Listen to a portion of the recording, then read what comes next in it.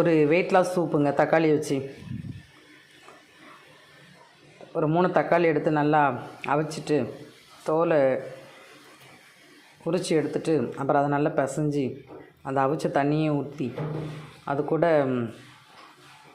நல்லா இருத்து எடுத்துட்டு உப்புக்கு தேவையானதெல்லாம் போட்டேன்.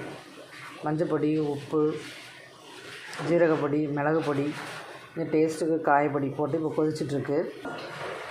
ரொம்ப கொதிக்க வைக்கணும்னு இல்லை, கொஞ்சம் அந்த போட்ட பொடியெல்லாம் கொஞ்சம் வேகிற அளவுக்கு கொதிக்க வச்சா போதும்.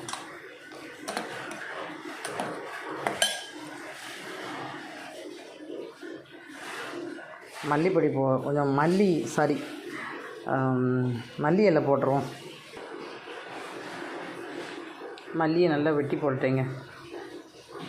சூப்பர் ரெடி ஆயிடுச்சு. இன்னைக்கு குடிக்க வேண்டியதான்.